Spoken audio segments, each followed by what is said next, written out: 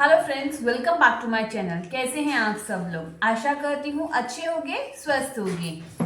हमारी shoulder, arm hole और नेक width की सीरीज चल रही है, जिसमें मैं आपको अलग अलग शोल्डर पर आपने कितना तीरा, आर्म होल और नेक विड्थ लेनी है वो बता रही हूँ। अभी तक हम 14 शोल्डर, 14.5, 15, 15.5 और 16, 16.5 कवर कर चुके हैं, जिसमें मैंने शॉर्ट नेक, कॉलर नेक और डीप नेक सारे कवर किए हैं। आज हमने जो कवर करना है वो 16, 16.5 में डीप नेक कवर करना है। कल हमने 16, 16.5 शोल्डर में हमने कॉलर और हमने शॉर्ट नेक को कवर किया था। तो डीप नेक हम देखते हैं। सबसे पहले हम बात करेंगे डीप नेक की। तो डीप नेक जो होता है वो कौन से होते हैं? वो नेक जो 5 से लेकर ऑनवर्ड 10 प्लस, मतलब 11 हो जाए, 12 हो जाए, 15 हो जाए, जितना भी डीप रखना चाहो वो सारे डीप नेक हमारे कहलाते हैं। अब मैं आपको बताऊंगी कि अगर आपका नेक 5, 6 या 7 आगे है तो हमने शोल्डर अपना आर्म होल कैसे लेना है। यहां पर मैं शोल्डर लिखती हूं, यहां पर मैं नेक लिखती हूं, नेक डीप कितना है। यहां मैं शोल्डर लिखती हूं, यहां हम आर्म होल मेजर करेंगे। डीप नेक में अगर हमारा 5 नेक है तो हमने क्या करना है, 6, 7, 8, 9, 10 प्लस 10 और 10 प्लस दोनों ही हमने यहां देखने हैं। देखिए, जैसे जैसे हमारा डीप नेक होता है तो हम अपने शोल्डर में से कुछ इंचेस माइनस करते हैं, और वो इंचेस कितने होंगे वो हम देखेंगे। उसी तरह से हमारा आर्म होल भी चेंज होता है, तो उसमें से भी हमने कुछ पॉइंट्स माइनस करने होते हैं, तो वो देखेंगे। थर्ड थिंग, हमारे फ्रंट क्रॉस और बैक क्रॉस की शेप भी टोटली चेंज हो जाती है। कई बार क्या होता है, आप कहते हो कि हम शोल्डर छोटा लेते हैं और बैक क्रॉस जब बनाते हैं, बैक साइड से हमारा ब्लाउज या कुर्ती जो भी है वो हमारा फंसता है या खिंचता है, तो वो प्रॉब्लम क्यों आती है? क्योंकि आपने बैक क्रॉस और फ्रंट क्रॉस की शेप अच्छे से नहीं दी है। तो उसको भी देना हम यहाँ पर सीखेंगे कि कैसे हमने डीप नेक में वो शेप देनी है। यहाँ पर जो बात हो रही है वो हो रही है डीप नेक की, और आप चाहे कुर्ती बनाएं डीप नेक की, चाहे फिर आप ब्लाउज बनाएं या फिर कोई ड्रेस बनाएं, हर जगह ये फॉर्मूला अप्लाई कर सकते हैं। क्लियर है? चलिए अब हम देखते हैं, जब हमारा नेक 5 इंच का होगा तो हमने 0.5 माइनस करना है, 6 में हमने 0.75 माइनस करना है, 7 में हम 1 इंच, 8 में हमने 1.5 इंच और 9 में हमने 1.75 और 10 से अबव हमने 2 इंच माइनस करने हैं। अब ये माइनस कहां से करना है वो देखते हैं। देखिए, हमारा जो शोल्डर है वो कितना है? शोल्डर हमारा है 16। आप 16 भी ले सकते हैं, 16.5 भी ले सकते हैं। मैं अप्लाई कर रही हूँ 16 पर, आप 16.5 अगर है तो 16.5 पर भी ऐसे ही करेंगे। इसको हम डिवाइड करेंगे 2 से, तो कितना आया? 8 इंच। अगर आपका शोल्डर 16.5 होगा तो आप 2 से डिवाइड करेंगे तो कितना आएगा? 16.5 डिवाइडेड बाई 2 हमारा आया 8.25। जो भी आपका शोल्डर होगा आपने उसके अकॉर्डिंगली करना है। अब मैं मानती हूं मेरा शोल्डर 16 इंच है, तो मैं 8 में से क्या करूंगी, 8 में से आधा इंच माइनस किया तो हमारे पास आएगा 7.5। यहां पर जब 8 में से 0.75 माइनस किया तो मेरे पास आएगा 7.25। यहां हमारे पास आएगा, जब मैं 8 में से 1 इंच माइनस करूंगी तो आएगा 7 इंच। 8 में से जब मैंने 1.5 इंच माइनस किया तो मेरे पास आया 6.5। 8 में से जब मैंने 8 माइनस 1.75 किया तो मेरे पास आया 6.25, और जब 8 में से मैंने 2 इंच माइनस की तो मेरे पास आया 6 इंच। तो 6 इंच तक हमने यहाँ पर आर्म होल और शोल्डर लेना है। अब हमने क्या देखा कि जो हमारा शोल्डर आया है वो कहाँ तक आया है? 6 इंच तक। हम जो भी माइनस करते हैं तो सिर्फ और सिर्फ अपने शोल्डर से 2 इंच तक ही माइनस कर सकते हैं। अगर आपका शोल्डर 8 इंच है तो उसमें से 2 इंच माइनस करेंगे तो 6 से कम आप नहीं जा सकते। आप अपने केस में 5.5 इंच का शोल्डर नहीं लेंगे। क्लियर है? अगर आपका शोल्डर मान लीजिए, जैसे मैंने पिछली वीडियोस जो 15 इंच का या 14 इंच का शोल्डर है उसमें बताया है, तो 7 इंच अगर आपका शोल्डर है तो उसमें से 2 इंच मैक्सिमम माइनस कीजिए तो आप 5 इंच तक अपना शोल्डर ले सकते हैं डीप नेक में। बट अगर आपका शोल्डर 8 इंच है तो आप 6 इंच से कम शोल्डर नहीं लेंगे, अदरवाइज आपको कुर्ती फंसेगी बैक साइड से चाहे फ्रंट साइड से, आपको प्रॉपर शेप नहीं आएगी। क्लियर है इतना? तो हम सिर्फ और सिर्फ 2 इंच ही कम आते हैं। इतना हो गया। अब हम बात करते हैं आर्म होल की। आर्म होल में हम कैसे माइनस करते हैं? जो नंबर हमने यहां माइनस किए हैं उसके हाफ हम यहां माइनस करेंगे, यानी कि आधा इंच यहां माइनस किया तो उसका आधा कितना होगा? 0.25।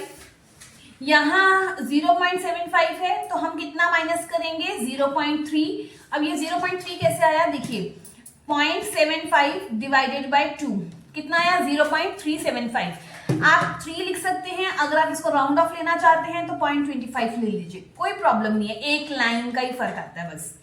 यहां पर हाफ इंच, 1.5 इंच का हाफ आएगा 0.75, इसका हाफ आएगा 0.8। अब इसको भी आप राउंड ऑफ ले सकते हैं 0.75 और इसमें आ जाएगा 1 इंच। अब जब ये हम माइनस करेंगे, कहां से माइनस करना है? अगेन मैं बात करूंगी कि शोल्डर से ही माइनस करने। तो कितना आएगा? 8 में से जब मैंने 0.25 माइनस किया तो आया हमारा आर्म होल 7.75। क्लियर है? उसके बाद जब मैंने यहां पर माइनस किया तो 7.75, उसके बाद आधा इंच माइनस किया तो 7.5, यहां पर हमने 0.75 माइनस किया तो 7.25, यहां भी 7.25, 1 इंच माइनस किया तो 7 इंच, ये आ गया। ये सारे जो फॉर्मूले हम लगा रहे हैं ये किस पर लगा रहे हैं? शोल्डर बेसिस पर लगा रहे हैं, क्योंकि शोल्डर से ही हमने शोल्डर निकाला, तीरा निकाला, मतलब शोल्डर से ही हम आर्म होल निकाल रहे हैं, तो आर्म होल भी निकाल लिया। अब एक चीज ध्यान रखिए, जब भी हम शोल्डर बेसिस के फॉर्मूले लगाते हैं तो क्या होता है, हम जो शोल्डर स्लोप देते हैं, शोल्डर स्लोप जो होती है हमारी, वो हम लास्ट में देते हैं। ओके, लास्ट में देने का मतलब क्या है? देखिए अब हमने क्या करना है, यहां पर पहले मैं आपको इसको ड्राफ्टिंग बताती हूं। मान लीजिए मैं एक स्टैंडर्ड साइज ले लेती हूं कि मुझे जो मेरा बैक नेक है, ये जो नेक की बात हो रही है बैक नेक है, तो मैं 8 इंच बनाना चाहती हूँ, तो मुझे शोल्डर कितना लेना है? 6.5, और आर्म होल कितना लेना है? 7.25। तो मैंने यहां से 6.5 आर्म होल ले लिया और यहां से 7.25 मैंने, ये मेरा है 7.25 आर्म होल। इतना क्लियर हो गया। अब हमने क्या करना है, यहाँ पे चेस्ट की लाइन होगी, वहां पर हमने मेजर कर लेना है, अपना फिटिंग दे देनी। अब यहां पर हम नेक विड्थ कैसे निकालते हैं, अभी के लिए मैं आपको ये बताती हूँ कि मान लीजिए मैंने ये 2 इंच या 2.25 इंच ले ली नेक की विड्थ। अब हमने क्या करना है, यहां से शोल्डर स्लोप देनी है। तो शोल्डर स्लोप का मेथड क्या है देने का?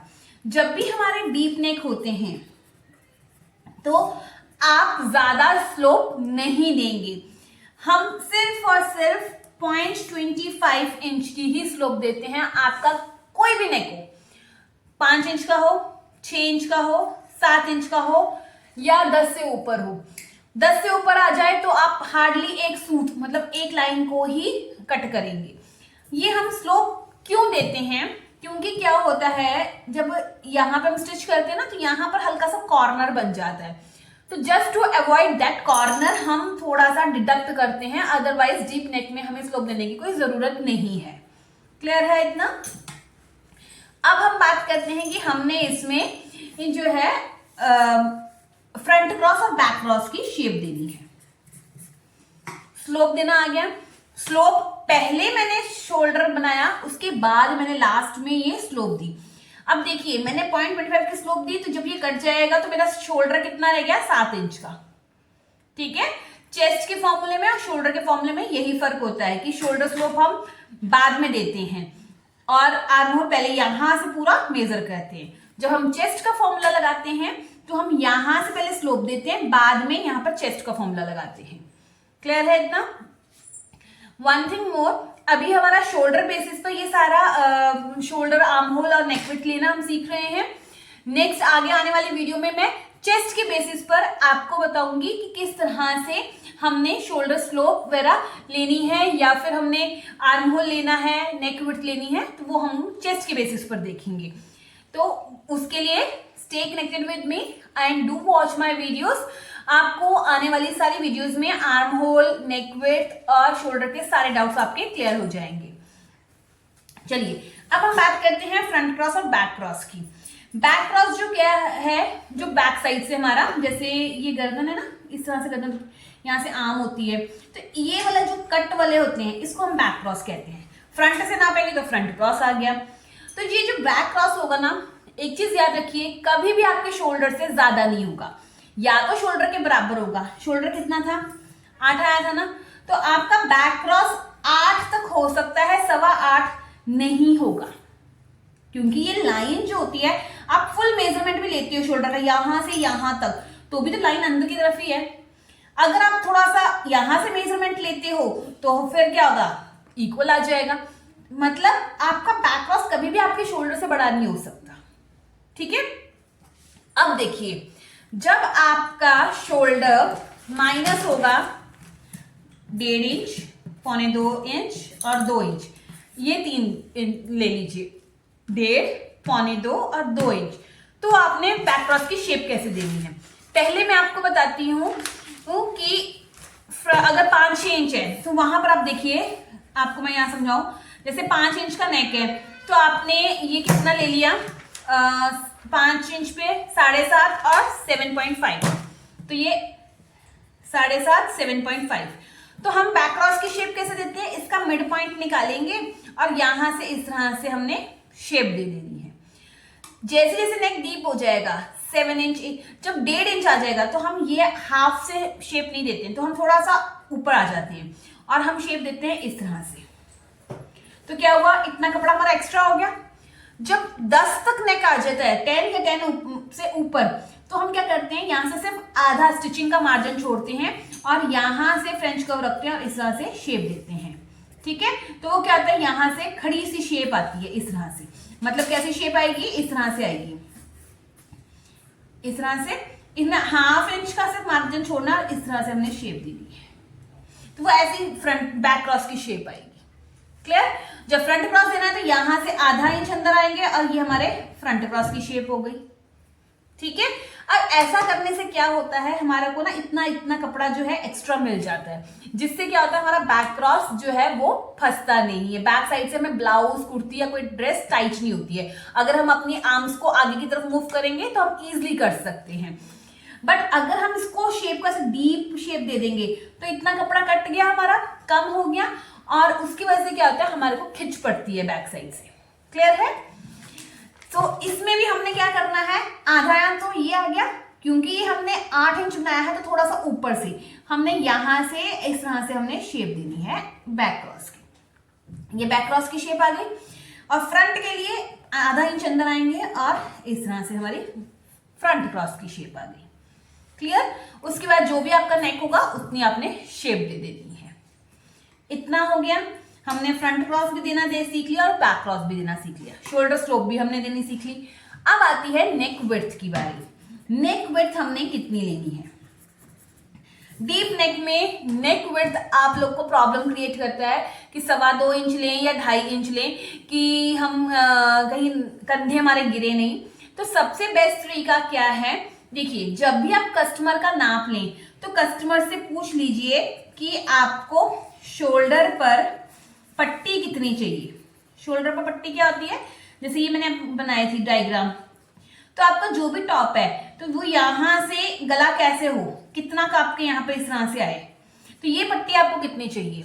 हो सकता है वो बोले 3 इंच, 3.5 इंच, 1 इंच, 1.5 इंच, तो उसके हिसाब से हमने नेक विड्थ लेनी है।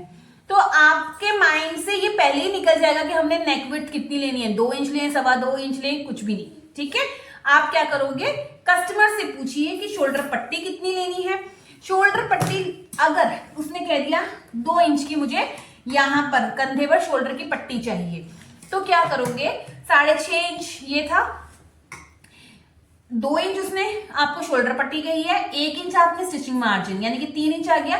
तो आपने इस साइड से यहां से, ठीक है, इधर से नहीं नापना है, गलत हो जाएगा, यहां से नापेंगे 3 इंच, मान लीजिए सपोज यहां आता है 3 इंच, तो ये यहां तक आपने निशान लगाना है, बॉक्स प्रिपेयर करना, और फिर यहां से नेक की शेप दे देंगे। क्लियर है? अगर आपको 3 इंच उसने कह दिया है तो आपने फिर 1 इंच प्लस करना है, 4 इंच, फिर अपने यहां से नापना है और शेप दे देंगे। जितना भी आए, 1 इंच आए, 2 इंच आए, 2.5 इंच आए, यहाँ पे 3 इंच आए, आपने उतनी ही नेक की विड्थ लेनी है। कई बार क्या होता है, अब आपको एक डाउट आएगा यहाँ पर कि मैम अगर बाई चांस 4 इंच आ जाए तो कंधे गिरने लग जाएंगे, डीप नेक भी है, तो उस केस में क्या होता है, वो तभी होगा जब कस्टमर ने यहाँ पर आपको कहा होगा कि मुझे सिर्फ और सिर्फ 1.5 इंच की ही पट्टी दिखानी है। अब आप खुद सोचिए, जैसे आजकल बड़े ट्रेंड चलते हैं, स्लीवलेस कुर्ती होती है या बड़े ब्रॉड से नेक होते हैं जिसमें कंधे में सिर्फ इतना सा ही मार्जिन दिख रहा होता है, तो उस केस में नेक भी डीप होता है, फ्रंट से भी बैक साइड से भी। तो हमने क्या करना है, जितनी नेक में जितनी उसको शोल्डर पे पट्टी चाहिए उतनी ही पट्टी रखेंगे विद एक्स्ट्रा 1 इंच मार्जिन, और बाकी सभी को कंसीडर करेंगे नेक विड्थ में, फिर चाहे वो जितना मर्जी चौड़ा हो। आपका क्वेश्चन था कि वो कंधे गिरेंगे, नहीं गिरेंगे, क्योंकि हम ऑलरेडी शोल्डर यहां से माइनस कर चुके हैं। ठीक है, क्लियर है इतना? यहां पर एक चीज और, नेक विड्थ लेना आ गया, तो नेक विड्थ के लिए सिंपल है कि पर्सन से पूछो कि आपको शोल्डर पे पट्टी कितनी चाहिए, जितनी चाहिए उसमें 1 इंच प्लस कर लीजिए स्टिचिंग मार्जिन, बाकी सारा कंसीडर कर लीजिए नेक विड्थ में। अब 7.5 है, अगर उसको यहाँ पे 3 इंच पट्टी चाहिए तो 3 + 1 कितना आ गया, 4 इंच आ गया। यहां से मेजर कीजिए 4 इंच, मान लीजिए इधर आया, यहां से आप नेक बना लीजिए। ठीक है, इस तरह से करेंगे। अब हम बात करते हैं आर्म होल को चेक करने की। जब भी आप कस्टमर को नाप ले रहे हैं कस्टमर का, तो आपने आर्म होल का नाप जरूर लेना है, और उसके बाद कटिंग करने से पहले आर्म होल को चेक करना बहुत जरूरी है। क्यों? क्योंकि दुनिया में बहुत सारे ऐसे लोग हैं जिनका शोल्डर 16 इंच है, 16.5 इंच है, पर उनकी बॉडी का स्ट्रक्चर, उनकी बॉडी की बनावट एक जैसी नहीं है। कुछ लोगों के कंधे हैवी हैं, गला हैवी है, या चेस्ट हैवी है, कईयों की चेस्ट कम है, कंधे पतले हैं, तो उसकी वजह से आर्म होल में भी डिफरेंस दिखेगा। तो आर्म होल डिफरेंस होने की वजह से हमें आर्म होल चेक करना जरूरी होता है। जब हम आर्म होल चेक करते हैं, अब ये चेक कैसे करना है, देखिए, मान लीजिए आपने कस्टमर का नाप लिया और आर्म होल आया 18 इंच।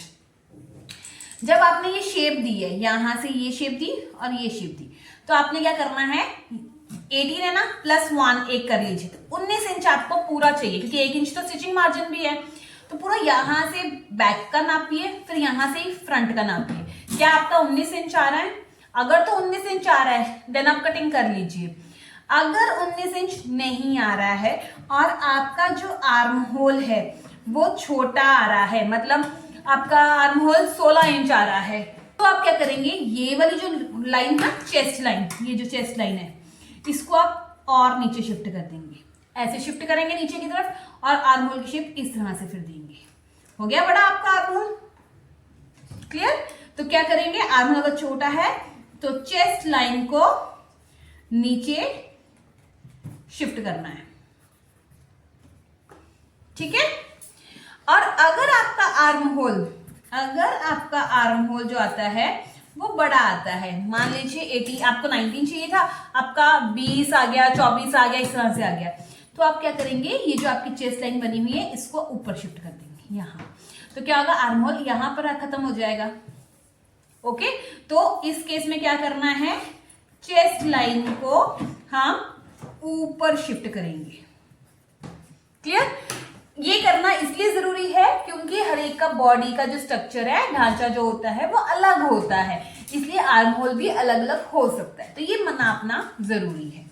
इतना क्लियर हो गया? अब हमने डीप नेक में देख लिया कि आर्म होल को चेक कैसे करते हैं, आर्म होल में हमने स्लोप कैसे देनी है वो भी मैंने आपको बता दिया, और उसके बाद डीप नेक में नेक की विड्थ कैसे लेनी है ऑटोमेटिकली बता दी कि पट्टी जानी है, बाकी सारा नेक विड्थ होगी। फ्रंट क्रॉस बैक क्रॉस की शेप भी आपको बता दी। अलग अलग नेक पे, इंडिविजुअल नेक पर कितना आपको तीरा लेना है, कितना आपको शोल्डर लेना है, वो भी मैंने आपको क्लियर कर दिया। अब एक चीज और आपने ध्यान में रखनी है, जब भी आप कोई कुर्ती बनाए, ब्लाउज बनाए या एनी गारमेंट बनाए जिसमें आर्म होल में डार्ट आएगा, तो उसमें क्या होता है, आर्म होल में जब आप डार्ट देते हैं तो उसकी वजह से आर्म होल की जो शेप है वो खराब हो जाती है। तो आपने डार्ट देने के बाद आर्म होल के, फ्रंट आर्म होल की शेप को दोबारा रीशेप करना है, बनाना है, और उसके बाद ही आप अपनी फिटिंग देंगे। क्लियर है इतना? इस तरह से हम डीप नेक, अगर हमारा शोल्डर 16 या 16.5 इंच का है तो हम इस तरह से मेजरमेंट लेते हैं। मैंने 16 के हिसाब से बताया, अगर आपका 16.5 था तो आप 8.25 में से ये सारे पॉइंट्स माइनस करेंगे, ये माइनस करेंगे, सब कुछ 8.25 के हिसाब से फिर आपने करना है। ठीक है, क्लियर? तो इस तरह से हम लोग शोल्डर, आर्म होल और नेक विड्थ लेते हैं। तो आई होप आपको आज की वीडियो अच्छी लगी होगी। अगर पसंद आई हो तो ज्यादा से ज्यादा शेयर कीजिए और चैनल को सब्सक्राइब कर लीजिए। अब हम मिलते हैं अपनी नेक्स्ट वीडियो में। Till then bye bye, take care, अपना ध्यान रखिएगा, धन्यवाद।